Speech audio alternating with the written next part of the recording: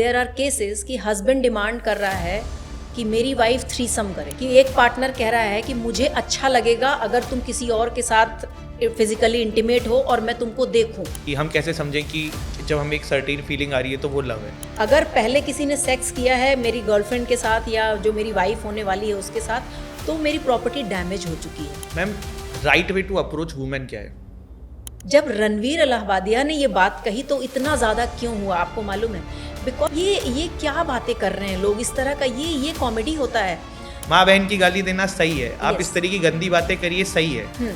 लड़के लड़कियों से इस तरीके के शब्द खुल के बोल सकते हैं, और फिर ये सब बोलते बोलते फिर जो प्रॉब्लम्स आती हैं वो हमें पता है। वो ही सेज कि ये जनरेशन गैप है। आपने बोला कि लड़कियां भी छोड़ देती हैं मनी के लिए या उसके लिए, तो शायद उनके भी बैकग्राउंड में ये चीज़ें चलती हैं कि हाँ मैं सरवाइव कैसे करूँगी। आपने क्यों उस बंदे पे प्यार किया या उसके साथ आपने 4 साल स्पेंड किए, 5 साल स्पेंड किया, अपना टाइम स्पेंड किया? भाई आपको करना था तो आप पहले देखते कि किसके पास गाड़ी, उसको पटाओ, उसके साथ करो। हाँ। हेलो प्रीति मैम, स्वागत है आपका फिर से टॉक विद मानवेंद्र के इस पॉडकास्ट में। Thank you so much, Manvendra, for calling me here, and I'm really obliged that you. पिछला पॉडकास्ट में हमारा इतना अच्छा गया और उसके बाद काफ़ी सारी क्वेरीज लोगों की थी, प्लस मेरे भी मन में काफ़ी सारे क्वेश्चंस उन चीज़ों से आए जो लोगों के कमेंट सेक्शन में या फिर डीएम्स में क्वेश्चंस आए। तो आज के सेशन में हम उन चीज़ों पे बात करने की कोशिश करेंगे। Right. मैम, आप मुझे पहले ये बताइए, पहला पॉडकास्ट हमारा हुआ, आपको भी लोगों के मैसेज आए होंगे, क्या रिएक्शन हमारे पॉडकास्ट से लोगों को, आपको क्या लगता है क्या क्या चीज़ें देखने को मिली, समझने को मिली? हमारे पॉडकास्ट से बहुत से ऐसे लोगों का मेरे पास रिप्लाई आया। इनफैक्ट अगर आप उसके कमेंट्स में भी देखेंगे, लॉट ऑफ पीपल उन्होंने काफ़ी क्वेरी भी की है कि प्रीति मैम से बात करनी है, प्रीति मैम के बारे में मतलब मुझे जानना है। और बहुत से ऐसे मतलब मुझे ये लोगों के जवाब आए कि मैम ऐसी बहुत सी चीज़ें थी रिलेशनशिप में या फिर साइकोलॉजिकल ऐसे इश्यूज थे जिनको शायद हमने कभी फील ही नहीं किया, कभी समझने की कोशिश ही नहीं की। तो ये बड़ा पॉजिटिव रिस्पॉन्स आया लोगों का कि and lot of people said ma'am हमारा थिंकिंग जो है ना towards our relationship, towards our partner और अपने आसपास के लोगों के लिए भी बहुत बातें हमें समझ आई और चेंज हुई हमारी। तो ये बड़ा पॉजिटिव आउटकम रहा हमारे फर्स्ट पॉडकास्ट का। मैम, मुझे अब सबसे पहले तो अब यही जानना है कि यंग जनरेशन सबसे ज़्यादा, मैंने देखा कि उनका सबसे ज़्यादा क्वेरीज एंड ऑल थे, तो यंग जनरेशन के लिए क्वेश्चन मेरे दिमाग में आता है कि एज ए यंग जनरेशन आपको ऐसे कौन कौन से प्रोफेशन होते हैं जो आपको अवॉइड करने चाहिए? थोड़ा सा लोग शायद इस आंसर से ऑफेंड भी होंगे, लेकिन जो मेरी अंडरस्टैंडिंग है, जो मैंने एनालाइज किया है, जो ये पहले पॉलिटिक्स में लोग जाते थे ना आफ्टर सर्टेन एज, मुझे अब रियलाइज होता है उसका कितना महत्व था। बिकॉज पॉलिटिक्स एक ऐसी चीज़ है जिसमें ऐसी बहुत सी चीज़ें करनी पड़ती हैं जो शायद as a growing child, as a growing young, थोड़ा सा उसकी शायद अंडरस्टैंडिंग उसमें वो ठीक बात नहीं है, उसकी ग्रोइंग के लिए ठीक नहीं है। लेकिन जब आप when you are a grown up man, जब आप वो सारी चीज़ों को सीख करके आप इन चीज़ों में आते हो, तो आप राजनीति और कूटनीति और गलत काम दोनों में बहुत फ़र्क समझते हो। लेकिन आजकल आपने देखा होगा कि बहुत यंग बच्चे ना लाइक 9th 10th से ही शुरू हो जाते हैं, they join a party and they forget, they do not understand कि राजनीति, कूटनीति और मैनिपुलेशन और गलत काम दोनों बहुत डिफरेंट चीज़ें हैं। तो ये सबसे बड़ी चीज़ मुझे लगता है। और दूसरी एक चीज़ और है, मैंने एक चीज़ ऑब्जर्व किया है कि वो 40-45 साल तक ना स्ट्रगल ही करते रह जाते हैं for some post, for some position, और वो भी बहुत बड़ा रीज़न है। और उसकी वजह से मैं आपसे एक केस भी ज़रूर शेयर करना चाहूँगी। आई हैव दिस थिंग, मेरे पास एक जो बहुत सालों से पॉलिटिकल पार्टीज से जुड़े हुए हैं, और वो उनका अभी 10 दिन पहले ही, of course I will not take his name, 10 दिन पहले मेरे पास वीडियो मैसेज आया और उनका फ़ोटो आया, ये आया कि मेरे नाक से ब्लड आ गया है, मैं डिप्रेशन में हूँ, मैं एंजाइटी में हूँ, because he has been struggling. तो इस वजह से क्या है ना कि वो अपना कोई करियर भी नहीं ऐसा कुछ बना पाए, अपना इसी में स्ट्रगल करते रहे, चलते रहे, hoping that something will work out, something I will get some position, but at the same time उनको बैक हैंड में कुछ ना कुछ ऐसे issues, because obviously everybody can not grow, everybody can not get that thing. तो ये 2-4 चीज़ें हैं कि मतलब it is very important for young generation to make their career, to understand and ये सब चीज़ें करना ज़रूरी है, उसके बाद इसमें गए। तो I really strongly feel those young boys और गर्ल्स जो 9th-10th में हैं, they should make their career first, they should understand and then after certain time इसमें आना चाहिए। एंड नाउ आई अंडरस्टैंड कि पहले लोग आफ्टर सर्टेन एज क्यों आते थे। सो आई रियली फील कि इसमें शायद यंग बच्चों को नहीं आना चाहिए। मैम, आपकी मैं ये बात समझा, और ये काफ़ी बोला भी जाता है कि बहुत बार ना बहुत सारे लोग इसमें सिर्फ इसलिए आते हैं कि हम नेताजी के साथ दिख जाएं या हम Yes. पावरफुल दिखें, एक फोटो खींच के सोशल मीडिया पे डाल दें। Absolutely. बट अभी एक वीडियो भी वायरल हो रही है सोशल मीडिया पे कि एक आदमी का बर्थडे था और वो एक बड़े लीडर हैं, मुझे मध्य प्रदेश का भी नाम याद नहीं आ रहा, तो वो बर्थडे का केक काटने आए तो सब लोग खड़े हुए हैं, उन्होंने यूँ केक काटा और चक्कू इसके सामने वाले के मुंह में दे दिया कि खाओ, और वो तुरंत 1 सेकंड में चले गए। हाँ। और जो जिसका बर्थडे था वो बहुत यंग था, तो बेसिकली वो आसपास इसीलिए घूमते रहते हैं कि थोड़ा नेताजी का सपोर्ट मिले, ये रहे वो रहे। But I think they use them as a tool, सब नहीं बट बहुत जगहों पे ऐसा होता है कि वो एज ए भीड़ का हिस्सा बन के रह जाते हैं। हाँ, देखो, अगर हम सच में if you are talking about, हम अपने जनरेशन के लिए बात कर रहे हैं और सच में कुछ ग्रोथ की बात कर रहे हैं Manvendra, and I really appreciate that कि इस टाइप का क्वेश्चन जो हमारी जनरेशन को हेल्प करेगा। एंड बिलीव मी, मेरे पास इतने लोग आते हैं और मेरे गांव की तरफ के बच्चे आते हैं कि दे आर स्टिल स्ट्रगलिंग, कि मतलब मुझे कुछ मिल जाए, मुझे कोई कॉन्ट्रैक्ट मिल जाए, मुझे कोई नेताजी के साथ वाली फोटो वाली जो बात आप कह रहे हैं ना वो मिल जाए। बट बैक हैंड ना उनकी फैमिली भी सफ़र कर रही है। मैं ये बहुत स्ट्रॉन्ग स्टेटमेंट दे रही हूँ लेकिन ये सच है, उनकी फैमिली भी सफ़र कर रही है, उनका करियर भी सफ़र कर रहा है, and they themselves are suffering a lot because उन्होंने इनिशियल एज में शुरुआत में कुछ ऐसे डिसीजंस ले लिए, दे थॉट कि ऐसे कुछ हो जाएगा, जबकि ऐसा कुछ होता नहीं है। सो ये बात बिल्कुल सही है कि वो ये नेताजी के साथ फ़ोटो वाली चीज़ ना, आई थिंक ये ठीक बात नहीं है हमारी जनरेशन के लिए। मैम, मैं अभी आज इस पॉडकास्ट से पहले हमारा पुराना पॉडकास्ट का कमेंट देख रहा था, तो उसमें एक लड़के ने ऐसे लिखा हुआ है कि मैम लव क्या है, कि हम कैसे समझें कि जब हमें एक सर्टेन फीलिंग आ रही है तो वो लव है। तो थोड़ा मैम ये बताइए कि व्हाट इज़ लव। बहुत जगह आपने सुना भी होगा कि सेल्फलेस जो चीज़ है वो लव है, आप किसी से कुछ एक्सपेक्ट ना करो वो लव है, आप कंटिन्यूसली यू कीप गिविंग वो लव है। But do you think it is possible? It is not possible. ठीक है, love is always two way, दोनों तरफ से होता है। एक इंसान कितना लव करके देख लेगा, कितना सेक्रीफाइस करके देख लेगा। लव इज वो कहावत है ना, love is two way street. So you understand your partner, आप अपने पार्टनर को बिल्कुल समझ रहे हो, you are understanding their stress level, you are understanding their emotional problem, whatever it is. But love is two way street. Again I am telling you, हमेशा एक का एफर्ट ऑलवेज एक रिलेशन में ज़्यादा होता है, इसमें कोई डाउट नहीं है, लेकिन दूसरे का थोड़ा तो एफर्ट दिखना चाहिए। And again I am telling you, जैसे होता है ना कि when a partner is like, if you are not able to give time to your girlfriend, I'm just giving you an example, but आप अपनी पार्टनर को ये बता रहे हो ठीक से कि कि मैं क्यों नहीं तुमको टाइम दे पा रहा हूँ। अगर आप कम्युनिकेट नहीं कर रहे हो, कम्युनिकेशन एक और बात है, कम्युनिकेशन का मतलब ये नहीं है फिर से कि कंटिन्यूसली फ़ोन पे बात करना। अपनी इनसिक्योरिटीज़ को, अपनी प्रॉब्लम्स को, अपने स्ट्रेस को पार्टनर को डिस्कस करो और समझाओ, that is love. Love is not that कि मतलब एक बंदा लगा ही हुआ है और दूसरा वो नहीं लगा हुआ है, जब दिल किया तो ब्रेकअप कर लिया, जब दिल किया तो कि उससे अपनी मर्जी से। तो love is always understanding. But वो अंडरस्टैंडिंग कहाँ से आएगी? अंडरस्टैंडिंग तब आएगी जब आप दूसरे को समझाओगे और दूसरे को समझोगे। That is a very simple definition of love, कि जब आप जहाँ पे बहुत ज़्यादा कंफर्टेबल हो, जहाँ पे कम्युनिकेशन की ज़रूरत क्यों नहीं पड़ेगी, आप बताओ मुझे। कम्युनिकेशन की ज़रूरत इसलिए नहीं पड़ेगी क्योंकि आई एम वेरी सिक्योर कि मेरे पार्टनर ने मुझे बता दिया है कि देखो भाई ये चीज़ ऐसे है, ये चीज़ ऐसे है। That is love, where you feel so safe कि मेरे पार्टनर से 10 दिन बात नहीं हुई, 15 दिन बात नहीं हुई, but I am very sure that he is into something, कुछ है ऐसा, वो है लव। ये नहीं कि कंटिन्यूसली आप पोक किए जा रहे हो और अगला बंदा कुछ रिस्पॉन्स ही नहीं कर रहा है, अगला बंदा कोई बात ही नहीं कर रहा है, वो तो थोड़ा सा ठीक नहीं है। Love is that.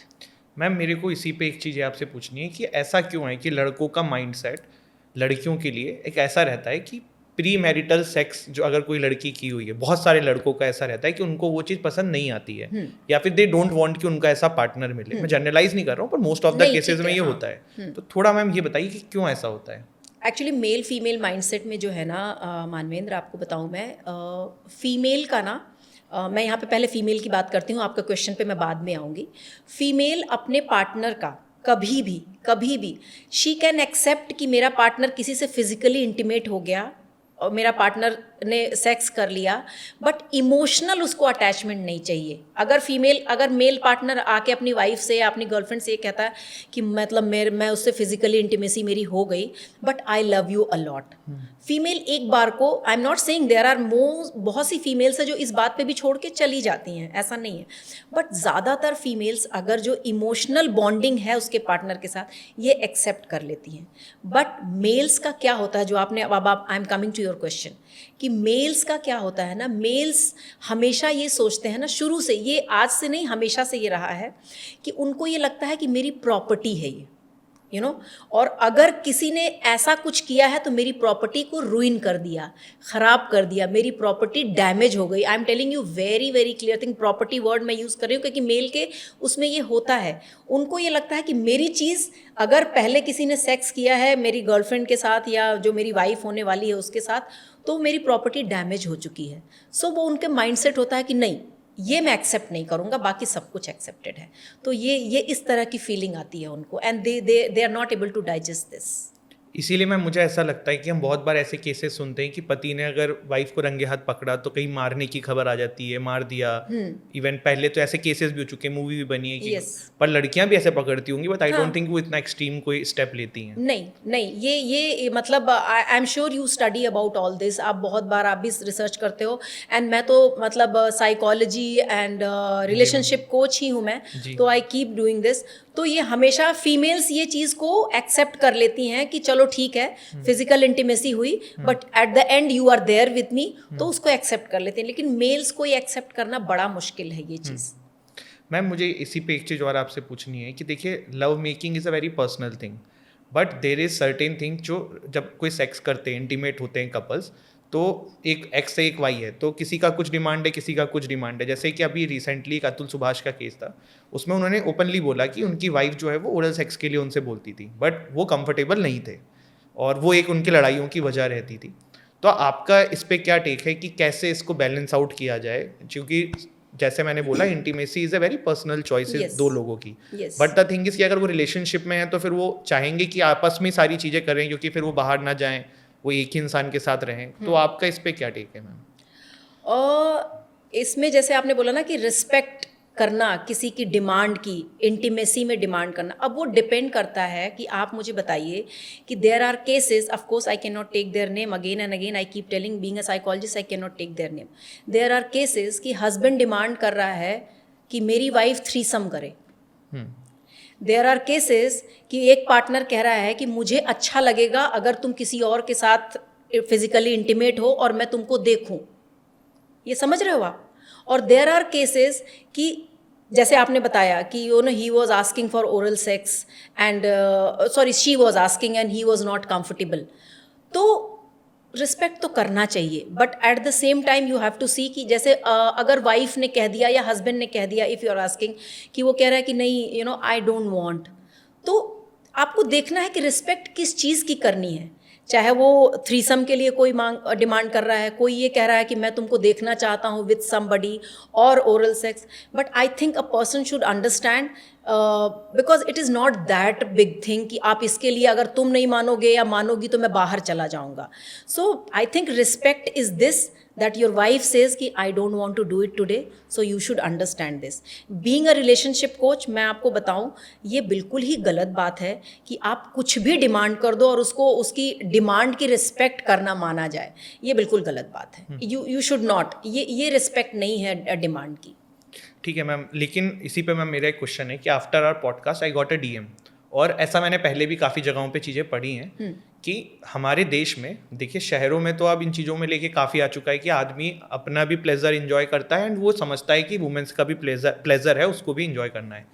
But there are in Hindustan, India में ऐसा है कि मेल डोमिनेटिंग है चीज़ें, तो देर आर केसेस जिसमें मेल अपना प्लेजर इंजॉय कर लेते हैं, बट वुमेन्स का प्लेजर का वो ध्यान नहीं रखते हैं। तो फिर डू यू थिंक कि वो वहाँ पे मेल गलत है या फीमेल गलत है, क्या है? मतलब ऐसी चीज़ों में क्या होगा? जैसे वुमेन हैप्पी नहीं है, मैं आपको जैसे एक डीएम अभी मैंने आपको शो किया बिफोर पॉडकास्ट, तो आपको क्या लगता है कि क्या रीजंस हैं, या फिर ये सही है, मतलब ठीक है अगर इसमें वुमेन की गलती है, वो ज़्यादा एक्सपेक्ट कर रही है? नहीं, गलती नहीं है, ये आपको बताऊं मैं, ये साइंटिफिक चीज़ है, ये बिल्कुल ही बायोलॉजिकल चीज़ है कि मेन और विमेन का टाइमिंग बहुत डिफरेंट होता है। It is always different, women require more time for that. So a woman should convey, आप हस्बैंड वाइफ हो, आई मीन सी शुरू में शायद आप इस तरह से कन्वे नहीं कर पाते हो किसी के साथ, चाहे वो आपका गर्लफ्रेंड बॉयफ्रेंड की ही शादी क्यों ना हुई हो। नॉर्मली तो आजकल लव मैरिज ही हो रही है, अरेंज मैरिज तो ख़त्म सी ही हो गई हैं। तो मुझे लगता है कि अब जो है at least a woman should convey कि भाई I require more time, whatever way you need it or whatever way you do it, but I require more time। इसमें गलत सही की कोई बात नहीं है। A woman also has that kind of, उनको she should also get that pleasure, she should also get that happiness। तो very simple way she should convey this to her partner, her husband, जो भी है, कि भाई I require more time, it is as simple as that. But उसको आप complicate कर दोगे, उसके साथ इशू बना दोगे, वही झगड़े का कारण बन जाए, तो ये तो ठीक बात नहीं है। ठीक बात ये है कि कम्युनिकेट करो, इसकी जगह कि उसको आप लंबी चौड़ी चीज़ ही बना दो, so it is as simple as that. Ma'am, इसी पे मेरे को आपसे और भी एक चीज़ जाननी है कि बहुत सारे लोग ना हमारे देश में आज इस साइकोलॉजी में है कि हम सिंगल रहेंगे। मैं बहुत लोगों को जानता हूँ 30 हैं, 35 हैं, 38 हैं, पर वो चाहते हैं मैं सिंगल रहूँगा, मुझे शादी ही नहीं करनी है। मे बी उनके अफेयर हों या जो भी हो, या वो बम्बल टिंडर ये सब जो भी है कर रहे हो। तो ऐसे लोगों के लिए क्या कहना है आपको थ्रू आउट लाइफ में जो सिंगल रहना चाह रहे हैं? जो सिंगल रहना चाह रहे हैं उनके पीछे 2-3 रीजंस हैं। सबसे पहली बात, या तो उनका बहुत खतरनाक ब्रेकअप हो गया हो, या फिर उनको वही कि आसपास का एनवायरनमेंट देख करके, जैसे है ना कि बहुत से ऐसे लोग मेरे पास, आपको मैं बताऊं, जो केसेस देखे जा रहे हैं, जो चीज़ें हुई हैं, चाहे वो अतुल सुभाष वाला केस देखने के बाद मेरे पास इनफैक्ट 2-3 यंगस्टर ऐसे आए कि मैम मुझे तो डर लग रहा है शादी करने से। तो उनके पीछे ये सारे रीजंस होते हैं। और बहुत से ऐसे लोग हैं शायद अपने करियर को लेके शायद वो परेशान हैं, दे फील कि they will not be able to do justice to the woman जिसको वो लेके आएंगे। और बहुत से ऐसे लोग हैं, दीज फ्यू इश्यूज ऐसे हैं कि उनका या तो ब्रेकअप हुआ है, उनका करियर का इशू है, या फिर एनवायरनमेंट को देख करके। तो my advice to them is, because ऐसे भी केसेस आते हैं मानवेंद्र कि वो 30 और 40 के बाद ना वो they feel lonely, they feel कि मतलब ये क्या डिसीजन मैंने ले लिया, वो शायद डिप्रेशन और एंजाइटी में चले जाते हैं इसके बाद। तो आपने पूछा कि एडवाइस क्या है, my advice to them is that they should not take this kind of step because of these things. They should think twice before taking this decision that I will stay single throughout my life. Ma'am, पिछले podcast में आपने एक शब्द use किया था, girlfriend material और wife material, कि लड़के जो है इस तरीके से सोचते हैं। थोड़ा सा मैम इस पे और डिटेल में बताइए कि क्या ये माइंडसेट था, जो साइकोलॉजी है बॉयज़ की। मुझे पता है कि ऐसा लड़कों में बातचीत होती है, बट आप थोड़ा इसके पीछे थोड़ा साइकोलॉजी बताइए और क्या है ये, मतलब हमारे दर्शकों को। हाँ, बिकॉज क्या है ना, अभी एक्सपोजर इतना ज़्यादा है ना मानवेंद्र कि हर किसी की गर्लफ्रेंड है, और एक नहीं कितनी सारी है, और बॉयफ्रेंड्स भी हैं सबके, ठीक है। बट जैसे अभी आपने पहला वाला वो जो क्वेश्चन मुझसे पूछा था कि दे डू नॉट वांट कि उनकी जो जिससे शादी हो रही है वो ऑलरेडी उनको उसको ना पहले से किसी के साथ फिजिकली इंटीमेट हो, इनफैक्ट वो इमोशनली भी नहीं चाहते हैं, बट ठीक है अब कोई चॉइस नहीं है। तो ये जो आप कह रहे हो ना गर्लफ्रेंड मटीरियल और वो, तो they just want to have fun. जो गर्लफ्रेंड मटीरियल वाली बात आप कह रहे हो, they just want to have fun, enjoy life, कि बहुत अच्छी खूबसूरत अच्छे कपड़े पहनने वाली लड़की, out going, fun loving, so that they can enjoy that thing. But when it comes to serious marriage, serious life, serious family life, तो they want someone who is very कि बहुत ही शांत हो, बहुत ही सिंपल हो, जो फैमिली को देखभाल कर सके, जो अपने उनके पेरेंट्स की देखभाल कर सके, और शायद उनको उनकी थ्रू आउट लाइफ में सपोर्ट कर सके। तो जिसके साथ वो गर्लफ्रेंड मटेरियल जिसकी आप बात कर रहे हैं, जिनके साथ वो रहे हैं, उनको शायद लगता है कि शायद ये इस तरह से इतनी फन लविंग, इतनी बबली, इतनी ज़्यादा कूद फांद करने वाली लड़की वो कैसे रहेगी।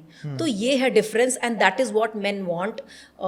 सॉरी बहुत लोग इस पे ऑफेंड फिर हो जाएंगे कि that is what main want, but ये फैक्ट है, चाहे ये कोई ऑफेंड हो या चाहे कोई इसको बुरा भला कहे, बट एवरीबडी वांट्स कि कोई ऐसी लड़की हो जो बड़ी सिंपल सी हो, बहुत ही अच्छी सी हो, जो मेरी फैमिली की देखभाल कर सके। सो this is the difference. Ma'am मुझे आपसे एक क्वेश्चन पूछना है जिसको समाज में आजकल गलत भी समझा जाता है, जैसे वो प्री मैरिटल सेक्स वाली बात है। तो there are lot of people जो ये माइंडसेट रखते हैं कि भाई हमें तो ऐसा ही इंसान चाहिए जो प्री मैरिटल सेक्स ना किया हो, क्योंकि वो लोग भी ऐसे होते हैं जिनके कोई रिलेशनशिप नहीं होते हैं। I know lot of people. तो अब आप मुझे ये बताइए कि क्या कोई ऐसा थॉट प्रोसेस से अगर सोच रहा है तो वो गलत है कि वो एक्चुअली में, जैसे सोसाइटी में बोलते हैं ना, अरे यार क्या बात है, ये क्यों बात कर रहे हो, ऐसा क्या है। लेकिन मुझे ऐसा लगता है कि अगर कोई खुद नहीं किया हुआ है या अगर कोई खुद ऐसा उसका जीवन रहा है कि वो हमेशा सिंगल रहा है, तो अगर वो ऐसी एक्सपेक्टेशन रख रहा है, क्योंकि देखिए बहुत लोग ओके भी हैं कि ठीक है यार हम भी रिलेशनशिप में रहते हैं, वो भी रिलेशनशिप में, ठीक है, बट देर आर पीपल जो इस तरीके की बात करते हैं तो उनको बहुत बुरी नज़रों से देखा जाता है सोसाइटी में। तो एज ए साइकोलॉजिस्ट आपका क्या है इसके ऊपर पर्सपेक्टिव कि ये माइंडसेट रखना चाहिए लोगों को कि इसको एक्चुअली अब हटा देना चाहिए समय के साथ? इट डजेंट मीन कि जैसे आपने बोला कि अगर किसी की एक्सपेक्टेशन है कि कि I have never done it, तो मेरा पार्टनर भी ऐसा मिले कि कि वर्जिन हो, वो उसने कभी ऐसी फिजिकल इंटीमेसी किसी के साथ उसकी ना हुई हो, तो ये गलत तो नहीं है, बट एज आई सेड शायद आज के ज़माने में मुश्किल है, ये पॉसिबल नहीं है आज के ज़माने में। तो it is better to accept it because इसके काम तो बहुत लंबे चौड़े करने पड़ेंगे इसके लिए, वापस उस चीज़ में जाने के लिए तो थोड़ा सा एक्सेप्टेंस तो लाना ही पड़ेगा in both ways. Male female दोनों को ही इस चीज़ को एक्सेप्टेंस लाना पड़ेगा, बट हाँ ये देखना पड़ेगा कि they have to be clear about it, they have to talk it out, कि ऐसा ना हो कि शादी के बाद भी ऐसी कोई चीज़ चल रही हो, तो then that they should think. और इस पे मैम मुझे एक और चीज़ समझ में आ रही है कि वुमेन्स को भी इतना इन चीज़ों को लेके इनसिक्योर नहीं होना चाहिए, क्योंकि अब एक बिजनेस क्रिएट हो चुका है। मैंने कुछ दिन पहले एक एस्थेटिक फिजिशियन का पॉडकास्ट किया था, तो there was a technology like vaginal tightening and there was like कि देर इज़ अ कैप्सूल जो लोग लगवा रहे हैं। तो मैंने पहले तो सोचा कि यार एक्चुअली में ऐसा क्यों हो रहा है, फिर देन आई रिसर्च अबाउट कि यार ये तो बहुत बड़ी मार्केट है, मतलब ये डॉक्टर्स आर डूइंग इट और उनकी मतलब that is a treatment and people are coming for treatment, तो वो कर रहे हैं। तो आई थिंक कि ये भी चीज़ें हैं कि सोसाइटी में लोग फिर इसको गलत भी समझ रहे हैं, फिर कर भी रहे हैं। तो हाँ वो खैर है, मतलब doctors take it as a profession कि भाई उनका प्रोफेशन है, लोग उनके पास आ रहे हैं, चाहे वो स्किन ट्रीटमेंट को ही ले लो, जैसे हो गया प्लास्टिक सर्जरी हो गया, it is something like this. But चीज़ें तो हो रही हैं, चीज़ें ऐसी सब कुछ हो रही हैं विच इज़ नॉट है। Ma'am right way to approach women क्या है? You should be a good communicator. You should be a gentleman. You should treat her, to be very honest, like a queen or princess, you can say. Because मैं आपको बताऊं, शायद ये थोड़ी philosophical लग रही होंगी मेरी बातें, लेकिन फीमेल्स को ना कोई भी बहुत ही जेंटलमैन कोई बात करने का तरीका जिसका हो ना अच्छा, औरतें उनसे बहुत ज़्यादा इम्प्रेस होती हैं। क्योंकि आप ये देखिए शायरों के कितनी फ़ैन हैं औरतें, तो औरतें जो है ना बॉडी बिल्डर्स की कम फ़ैन होती हैं, लेकिन जो अच्छा बात करता है ना, औरतों का सबसे बड़ा तरीका यही है, जेंटलमैन होना और अच्छी से बातें करना।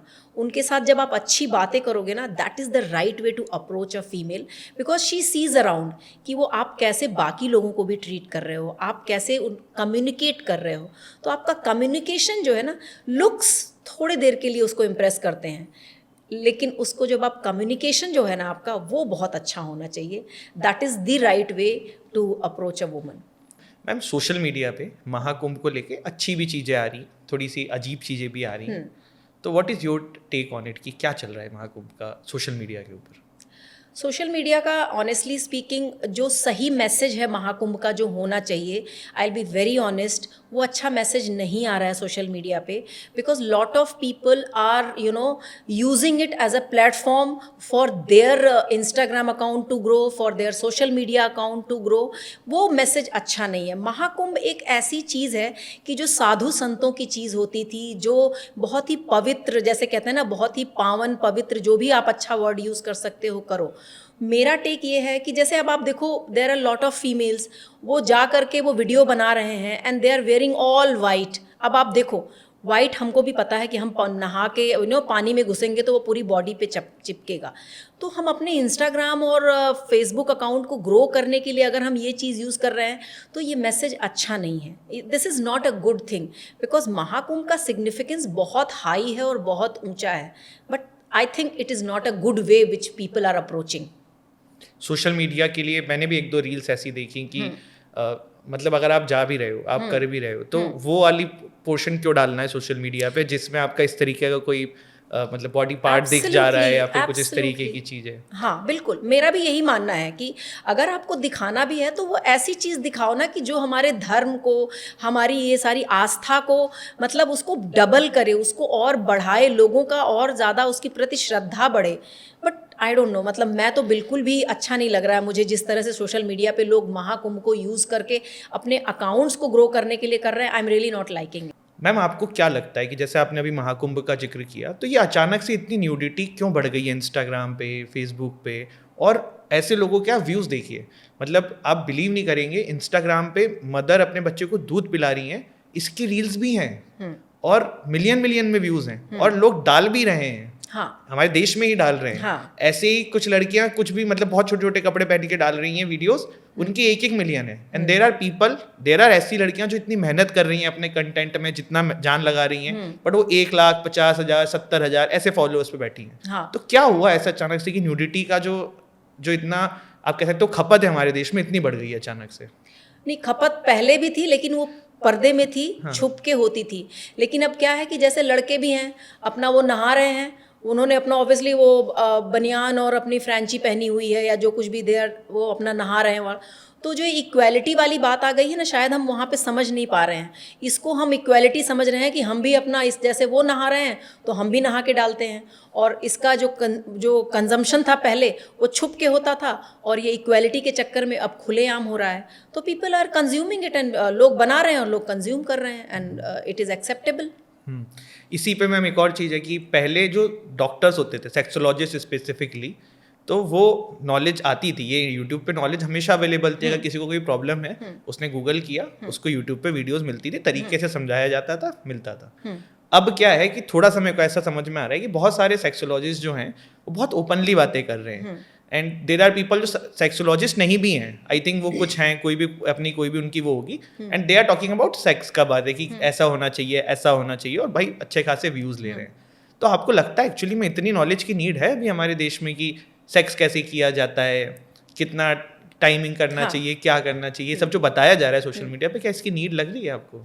मैं बताऊं आपको, as a relationship coach, husband wife मेरे पास इन चीज़ों को लेके आते हैं। They have problem, they have issues in their physical intimacy and we guide them, we ask them, we have lot of therapies for that. लेकिन मैं आपको बताऊं, ये जो सेक्सोलॉजिस्ट ना, to be very honest, the way they are talking, जिस तरह की ये बातें कर रहे हैं एंड जिस तरह से वो एक्सप्लेन कर रहे हैं कि आपका हाथ ऐसे होना चाहिए, आपका पैर ऐसे होना चाहिए, आपको इस पोजीशन में होनी चाहिए, इसकी बिल्कुल भी ज़रूरत नहीं है। And I am telling you bluntly on your channel, इसकी बिल्कुल भी ज़रूरत नहीं है। It is just that for their views, उनका अपना फॉलोअर्स बढ़ाने के लिए they are doing all this, and trust me, it is spoiling, it is a kind of audio porn.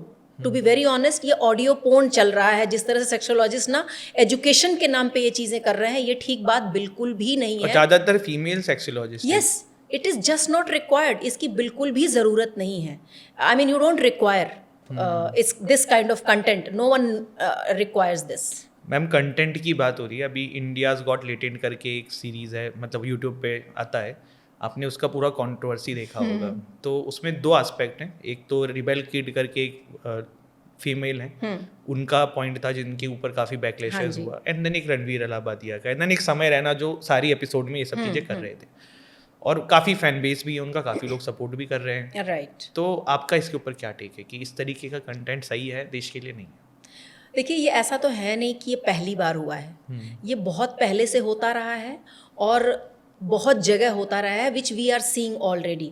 लेकिन जब रणवीर अलाहाबादिया ने ये बात कही तो इतना ज़्यादा क्यों हुआ, आपको मालूम है? Because someone who is promoting spirituality, who is promoting meditation, who is talking only about God and you know all that thing कि मैं इतने साल से मेडिटेशन कर रहा हूँ, तो आपको पता है डबल स्टैंडर्ड वाली वहाँ पे बात आ गई है. इट्स नॉट दैट कि कोई चीज़ नहीं हुई है. पता है हमारी सोसाइटी में डबल स्टैंडर्ड कभी भी बर्दाश्त नहीं किया जाएगा. वो जो डबल स्टैंडर्ड वाली बात आ गई ना, उसकी वजह से लोग उसको एक्सेप्ट नहीं कर पा रहे हैं कि how can he talk like this, it's such a thing. So इसलिए ये प्रॉब्लम आ रही है. एंड आपने वो देखा जो क्लिप्स थी, ये सारी चीजें थी? हाँ, वो मैंने देखा. आपको वो रिबेल किड वाला क्लिप पे क्या लगा, जो उन्होंने एक जोक मारा रिगार्डिंग वेजाइना एंड समथिंग करके? अगेन मतलब in a very simple way I will say कि there are certain things which जो कभी नहीं हुई वो अभी भी नहीं होनी चाहिए और आगे भी नहीं होनी चाहिए. It is just not required to be said like this, you know. Again जैसे ना कहते हैं कि हम मॉडर्न होने के नाम पे I don't know what we are doing it and things are not going good. और एक्चुअली इनके जो कंज्यूमर्स हैं, जैसे समय रैना का जो सीरीज शो हो गया या फिर जो रिबेल किड हो गए, वो ज़्यादा यंग जनरेशन है. मतलब मैं तो ये मानूंगा हम लोगों से भी 4-5 साल कम वाले लोग हैं. राइट. तो अब वो लोगों का अगर माइंडसेट ये सब देख के लगेगा कि दीज थिंग्स आर कूल. मैं आपको जैसे बता रहा हूँ, मैंने इस पे एक रील डाली थी. तो मुझे उसमें लड़के एंड लड़कियां जो बिल्कुल यंग हैं, वो लोग मुझे कह रहे हैं कि वो मेंबरशिप वाला था, ये था. तो मैं यही समझ रहा हूँ कि जो नई जनरेशन आ रही है उनको धीरे धीरे ये सब चीज़ें पुश करी जा रही है कि ये सही है. माँ बहन की गाली देना सही है, आप इस तरीके की गंदी बातें करिए सही है, लड़के लड़कियों से इस तरीके के शब्द खुल के बोल सकते हैं. और फिर ये सब बोलते बोलते फिर जो प्रॉब्लम्स आती हैं वो हमें पता है. But yeah here I tell you 2 things जो मेरा पर्सनल एक्सपीरियंस आपको बता रही हूँ. जैसे आपको बताऊँ, मैं लड़कियों को इमोशनल सब कुछ चाहिए, ठीक है. वहाँ पे हम कहते हैं कि हम इमोशनल हैं, हमें तुमसे इमोशनल वो बातें चाहिए, इमोशनल अटैचमेंट चाहिए. वहाँ पे हम इक्वालिटी की बात नहीं कर रहे हैं. लेकिन जब गाली देनी होती है तो हम गाली देने के लिए, क्यों, हम लड़कों से कम है क्या, हम गाली देने को तैयार हैं. हम लड़कियां भी माँ बहन की गाली देने को तैयार हैं. एंड व्हाट यू सेड कि जो आज की जनरेशन कह रही है कूल है, मैं I tell you a very, मतलब आज के जनरेशन में मैं आज के 25 दिन पहले की ये बात है मानवेंद्र, वो लड़का मतलब शायद इस जनरेशन का नहीं होगा. ही सच अ कूल, मतलब बहुत ही सिंपल बच्चा, जिसको कहते हैं ना एक आइडियल बच्चा. ये 25 दिन पहले मेरी उससे बात हुई थी और कि मैंने उसको बोला, मैंने कहा ये क्या कर रहे हैं स्टैंड अप कॉमेडी में ना, मतलब I am telling you the whole discussion, ये क्या बातें कर रहे हैं लोग, इस तरह का ये कॉमेडी होता है. तो उस बच्चे ने, अब आप सोचो कि कैसा हम थ्रो कर रहे हैं चीज़ें, कि वैसा सिंपल सीधा अच्छा बच्चा, वो ही सेज कि ये जनरेशन गैप है, आपको ख़राब लग रहा है बट मुझे तो कूल लग रहा है. Now it was so shocking for me कि वो सिंपल सा सीधा सा अच्छा सा बच्चा ही इज़ टेलिंग कि ये कूल है, ये अच्छा है, ये जनरेशन गैप है, यू नो. तो आप सोच रहे हो कैसे माइंड को इफेक्ट कर रहा है कि ऐसा सिंपल बच्चा भी ये बात कह रहा है कि जनरेशन गैप है.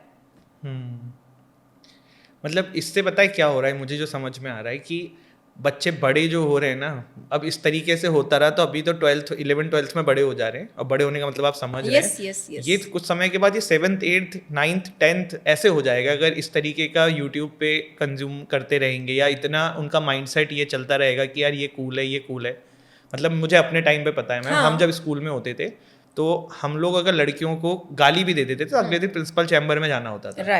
थोड़ी देर अगर कोई 15-20 मिनट 50 मिनट बात करते हुए टीचर देख लेती थी तो अगले दिन ही होता था कि कुछ चल रहा है. राखी पे ढूंढ के राखी बंधवाई जाती थी कि भाई राखी बांध दो, तुम दोनों भाई बहन हो. तो अब लेकिन क्या है, अगर आप इस तरीके की बातें आपस में करते चलोगे तो ये ठीक है, आप अच्छे हो भाई, मॉडर्न हो रहे हो सब है, लेकिन ये कौन सी ग्रोथ हो रही है कि भाई इस लेवल की गंदी गंदी बातें एक लड़का लड़की से कर रहा है. और फिर इन द एंड हार्मोन्स तो है ना बॉडी में, ऊपर वाले ने बायोलॉजिकल हार्मोन्स दे के भेजें तो फिर उसका कुछ ना कुछ इम्पैक्ट होगा. यस, इम्पैक्ट आपको बताऊं मैं, सिर्फ साइकोलॉजिकल नहीं हो रहा है, फिजिकल चेंजेस भी आ रहे हैं. आपको पता है लड़कियों का पहले पीरियड का टाइम क्या होता था, इट वाज ऑलवेज 14-15 ईयर्स के बाद, लेकिन अब लड़कियों के पीरियड 9 ईयर्स में आ रहे हैं. 9 साल की बच्चियों के पीरियड्स हो रहे हैं, 10 साल की बच्चियों के पीरियड्स हो रहे हैं, विच इज़ सो शॉकिंग, जबकि वो बिल्कुल बच्चा ही है, अभी छोटी बच्ची है.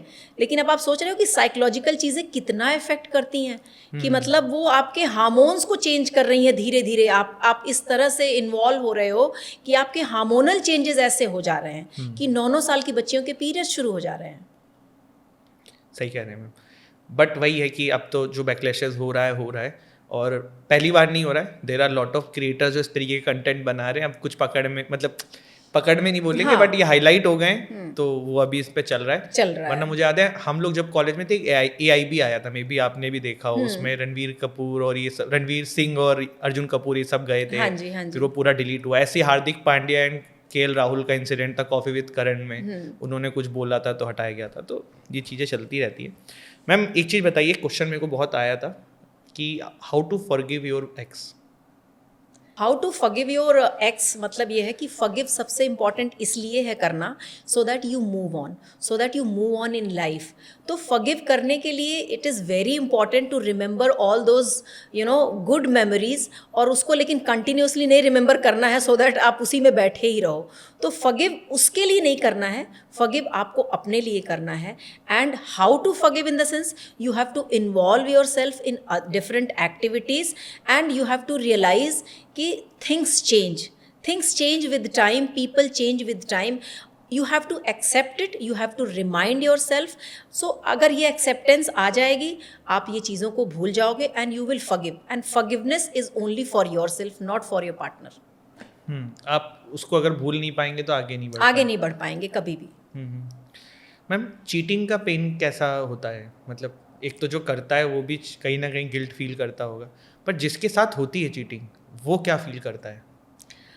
चीटिंग का पेन ऐसा होता है, you feel bankrupt. It is a kind of thing कि जैसे मेरा बिल्कुल ही बैंक अकाउंट खाली हो गया। Someone you trusted so much and somebody has betrayed me like this. Someone who said ki I'll always be there with you, someone cheated me because and I trusted that person so much. So bankrupt होने का pen समझ रहे हो आप, कि you feel you are lost, you have nothing, you feel कि मतलब कहते हैं लिटरली कि कान में जैसे वो साउंड नहीं आता है कि oh my God what happened with me, I am nowhere. So it is that only. Cheating का पेन ये होता है। और मैम इसी पे मेरा एक और क्वेश्चन है कि रिलेशनशिप में आजकल एक बहुत ही कॉमन वो है कि पैसे के लिए बहुत बार, मतलब मैं यहाँ पे फिर जनरलाइज नहीं करूँगा, but lot of cases are there. जैसे कि अभी मैं प्रेमानंद महाराज जी के हम वीडियोस देख रहे थे, तो उसमें आज एक वीडियो था, उसमें एक केस ऐसा आया कि मेरी गर्लफ्रेंड है, उसकी शादी हो रही है, और शादी इसलिए हो रही है क्योंकि मैं अभी नौकरी नहीं कर रहा हूँ और उसके पापा ने सरकारी नौकरी का ढूंढ दिया है। तो यार अब ऐसा क्या हुआ, उन्होंने उनसे पूछा कि 10 साल से हम साथ में हैं, इतने वादे किए, इतना किया, लेकिन पैसे के लिए उसने मुझे छोड़ दिया। तो ऐसे केसेस हो रहे हैं, मतलब I also know lot of people. तो आपका इसके ऊपर क्या कहना है कि ये जो इतनी चीज़ें हो रही हैं, पैसों के पीछे बहुत सारी लड़कियां लड़कों को छोड़ दे रही हैं, तो ये गलत तो है ही है बिल्कुल, लेकिन मुझे एक पॉइंट यहाँ पे ये भी लगता है कि कोई लड़का है, अगर भाई तुम कमा नहीं रहे हो तो फिर तुम कैसे सर्वाइव कराओगे सामने वाली को। बट फिर उस पर एक ये पर्सपेक्टिव आता है कि यार आप वेट करो, क्या पता कुछ कर रहा हो, मेहनत कर रहा हो, टाइम लगे। तो थोड़ा मैम इस पे बताइए। सी वेट करो वाली बात तो फैमिली के साथ आ गई, ठीक है, फैमिली के साथ आ गई, बिकॉज फैमिली भी तो समझना चाहिए ना, फैमिली भी तो वेट करे वो। बिकॉज इंडिया में ना बहुत बार क्या अक्सर ही ऐसा होता है ऐसे केसेस में कि फैमिली वेट करने को तैयार नहीं है कि भाई आपको ठीक है, I am ready to marry you with the boy, लेकिन आप वो अगर वो कुछ कर ही नहीं रहा है तो मैं कैसे उसको किस सिक्योरिटी के साथ मैं अपनी डॉटर की शादी उस पर कर दूँ। लेकिन जैसे हमेशा से रहा है कि men are givers, men are protectors, men के ये रहा ही है, हमारी पेट्रियार्कल सोसाइटी ऐसी रही है कि आदमी ने ही कमा के अपनी फैमिली को वो चीज़ को पूरी रिक्वायरमेंट पूरी करनी है। तो एज आई सेड कि लव पूरी ज़िंदगी तो मतलब ये चीज़ें नहीं कर सकता है, तो फैमिली वहाँ पे जाकर के सोचती है कि अगर मैं इसकी शादी उसी से करा दूंगा तो कितने दिन लव पे सरवाइव करेंगे, कितना दिन ये चीज़ें चलेंगी। और जहाँ तक लड़कियों के छोड़ने की बात है, जैसे आपने बोला कि लड़कियाँ भी छोड़ देती हैं मनी के लिए या उसके लिए, तो शायद उनके भी बैकग्राउंड में ये चीज़ें चलती हैं कि हाँ मैं सरवाइव कैसे करूँगी, मेरा आगे का वो कैसे चलेगा। तो वहाँ पे शायद इसलिए वो ज़्यादातर इन केसेस में इसकी वजह से छोड़ देती हैं। मैम आपकी बात बिल्कुल ठीक है कि वो छोड़ जाती हैं अपना थॉट प्रोसेस रख के। तो मेरा ये कहना है कि फिर आप प्यार ही मत करो, आप पहले देखो ना कि किसके पास पैसा है, आप उससे प्यार करो।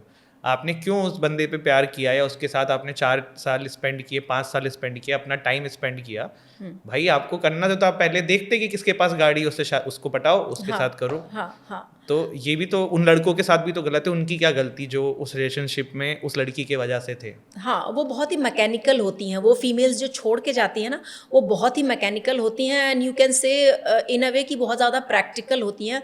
वो लाइफ को इस तरह से सोचती हैं। शायद वो लड़का बहुत ही ज़्यादा प्यार कर रहा है, बहुत ही ज़्यादा इन्वॉल्व है, लेकिन उन लड़कियों को ये चीज़ ज़्यादा मैटर करती है कि गाड़ी चाहिए, बंगला चाहिए, पैसा चाहिए, वो प्रोटेक्शन चाहिए, इसलिए उनको छोड़ के चली जाती हैं। एंड देन बॉयज़ ऐसे लड़के काफ़ी सफ़र भी करते हैं।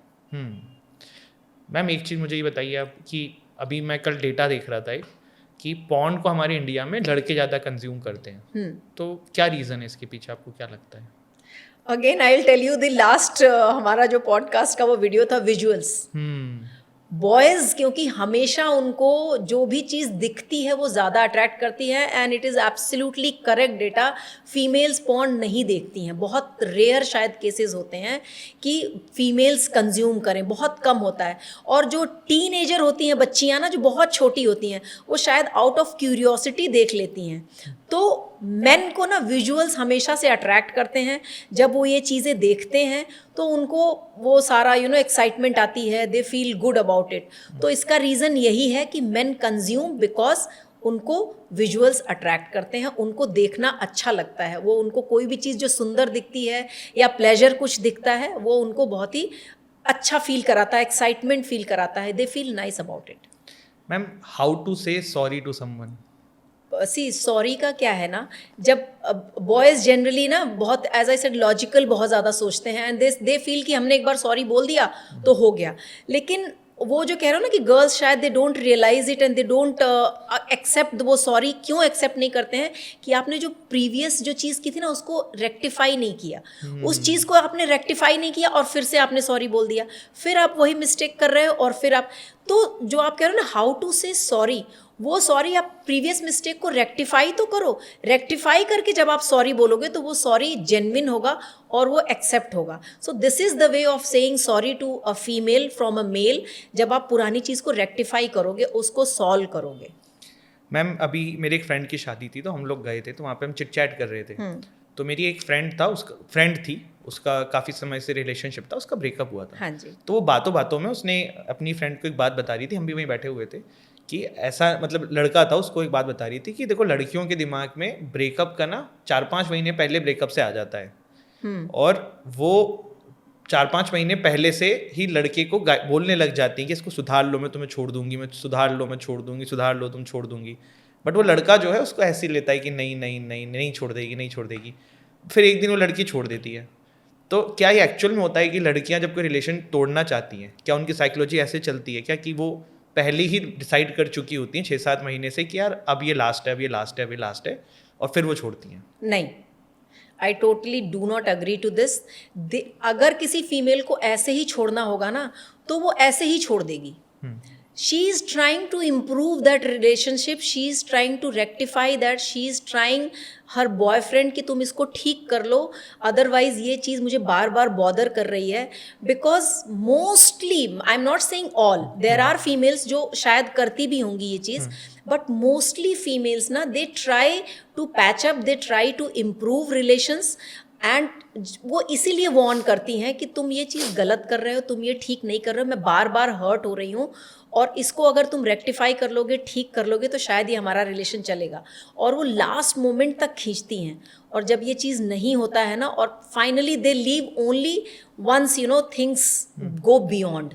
जब चीज़ें बियॉन्ड हो जाती हैं ना, कंट्रोल के बाहर हो जाती हैं, तो ये कह रहा आप कह रहे हो कि 5-6 महीने पहले ऐसा करती हैं, तो ये इसीलिए करती हैं। That is how they take so much of time. नहीं तो अगर किसी को छोड़ना होगा ना तो वो एक झटके में ही छोड़ देगा, they will not take that much of time. Ma'am who is more attention seeker, male और female? Females are more attention seeker, इसमें कोई डाउट ही नहीं है। तो क्या अगर हम फीमेल को अटेंशन नहीं देंगे तो क्या वो कहीं और से अटेंशन लेने लग जाएंगी? Not always, but the fight will always be there. आपके हमेशा ही प्रॉब्लम्स होगी and certainly if someone else will give attention they will, as I said कि गुड कम्युनिकेटर जो है वो फीमेल्स को अट्रैक्ट करता है। तो अगर आप अटेंशन नहीं दोगे और बार बार they are craving for that and they are biologically made like that, तो वो अटेंशन कहीं और से ज़रूर सीख करेंगी if they find someone better, good communicator, तो इसलिए वो ज़रूर जाएंगी and they will try to get. It is not, again I am telling you, it is not physical intimacy, never. Mostly physical intimacy के लिए females नहीं जाती हैं. गुड अटेंशन के लिए जब कोई उनको अच्छी अटेंशन देता है, उनसे अच्छी बात करता है, उनकी तारीफ करता है, females are made like that. पर मेरा इस पे एक ये पॉइंट है कि हमेशा जरूरी नहीं है कि मेल जो है वो अटेंशन इसलिए नहीं दे रहा है कि वो बाहर कहीं चीटिंग कर रहा है, क्योंकि क्या पता वो करियर ओरिएंटेड हो या उस समय अपने फेज में वो बहुत ज़्यादा करियर पे हो. तो ये बैलेंस आउट कैसे किया जाए कि ये अटेंशन जो है, मतलब मुझे ऐसा लगता है कि आप वुमेन्स को इतना नहीं समझना चाहिए कि अटेंशन अभी इसलिए नहीं दे पा रहा है कि वो काम कर रहा है.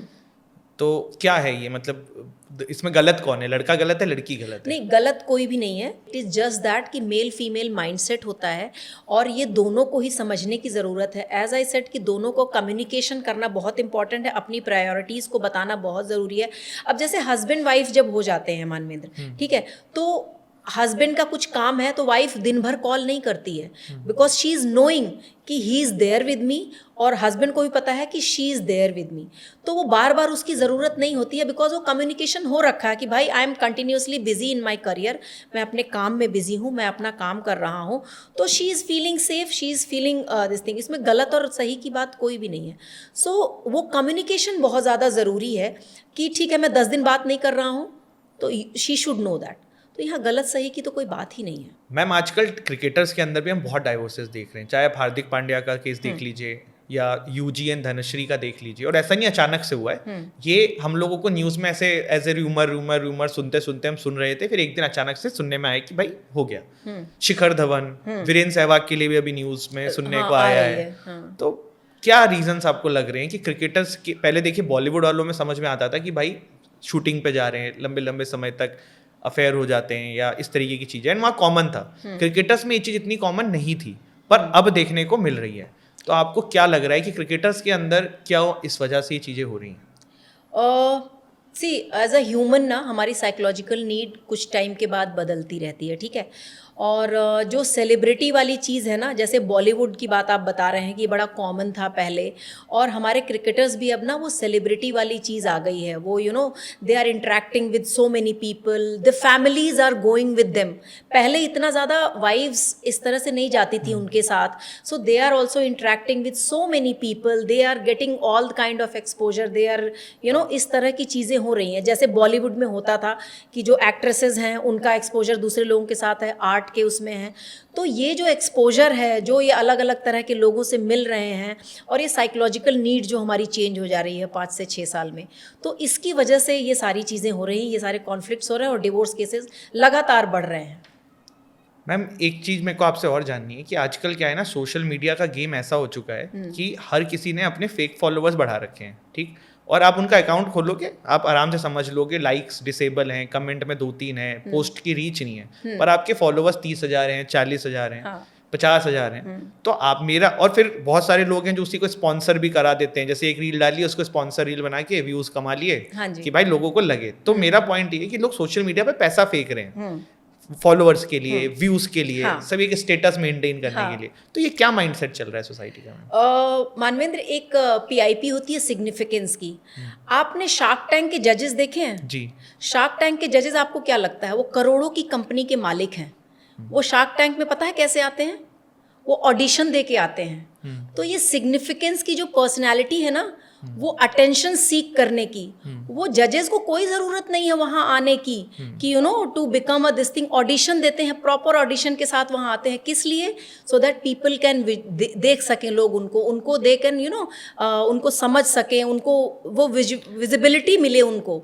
तो ये माइंडसेट जो है ना, सिग्निफिकेंस पर्सनालिटी के जो लोग होते हैं, तो मैक्सिमम आपको ये जो सोशल मीडिया पे ज़्यादातर लोग हैं कि अपनी प्रेजेंस दिखाने के लिए they can go to any level, and this is called significance PIP. तो आप सोचो कि शार्क टैंक के जो जजेस हैं, they are owners of crores और करोर्स की कंपनियां हैं, लेकिन सोचो वो कितना ज़्यादा वो चीज़ मतलब माने रखती है हमारी कि हमको विजिबिलिटी चाहिए, हमको दुनिया में दिखना है, हमको ये इस तरह की चीज़ें चाहिए. तो this is the science behind this कि वो चाहे कुछ भी करना पड़े, पैसे फेंकने पड़े हमको, चाहे वो कुछ भी करना पड़े, किसी तरह से हमको विजिबिलिटी मिले और हमारे फॉलोअर्स दिखाई दें, हमारे लोग दिखाई दें, लोग हमको पहचाने. सो this is the science behind this. But लेकिन ये सब फेक है, क्योंकि हमें तो पता है भाई आपको कोई नहीं जान रहा. जैसे आपको अकाउंट खोलेंगे दिख जाएगा कि अरे आपके तो 40,000 फॉलोअर्स हैं, लेकिन आपकी वीडियोस पे जो हैं लाइक्स कुछ है ही नहीं, कमेंट है ही नहीं. तो द थिंग इज, मुझे ऐसा लगता है कि ये सोशल मीडिया का प्रेशर इतना हो चुका है ना कि आदमी एक फेक पूरी जिंदगी बना रहा है, पैसा फूक रहा है, भले जेब में खाने पीने के पैसे ना हो, लेकिन यहाँ पहला पैसा लगाना है. हाँ, वो बिकॉज उसको वो दिखाना है कि मेरे इतने फॉलोअर्स हैं, people are so many people are following me. वो फेक है, फिर भी उसको एक सेंस ऑफ सेटिस्फैक्शन दे रहा है. अब आपको एक बात मैं बताती हूँ कि जो लोग सुसाइड के वो हाथों में कट्स लगाते हैं ना मानवेंद्र, ये मैं आपको रिसर्च बात बता रही हूँ. जनरेशन हाथ में कट्स पता है क्यों लगा रही है? कंपटीशन, आपको पता है, पीयर प्रेशर में कट्स लगा रही है कि उसने कट लगा दिया. It is very shocking, it is very very shocking कि कोई हाथ में कट कैसे लगा सकता है. क्योंकि मेरे 4 दोस्तों ने लगाया है तो मुझे भी हाथ में कट लगाना है, कहीं मैं पीछे ना रह जाऊं. तो आप समझ रहे हो पीयर प्रेशर कितनी चीज़ है, जो आप फेक वाली बात कर रहे हो. तो ये पीयर प्रेशर में लोग हाथों में कट लगा रहे हैं, जस्ट कि 10 लोगों ने लगाया है तो मैं भी लगा रहा हूँ. It is that. Thank you so much ma'am, आपने फिर अपने शेड्यूल में से कुछ समय हमारे लिए निकाला और बहुत ही इंसाइटफुल कन्वर्सेशन था. पिछला पॉडकास्ट जितना अच्छा था उससे ज़्यादा मुझे यहाँ पे मज़ा आया. एंड आई होप जैसे हमारा पिछला पॉडकास्ट वायरल हुआ था ये वाला भी हो. आप कुछ कहना चाहें हमारे दर्शकों से तो बिल्कुल ma'am. I just want to tell everybody, just make beautiful relations, learn everything. चाहे कुछ भी सीखो, साइंस सीखो, मून पे जाओ, do everything, but at the end of the day इंसान होना सबसे इम्पॉर्टेंट चीज़ है. ह्यूमैनिटी को कभी मत छोड़ना. And that is the true definition of a good and happy life. Thank you so much ma'am.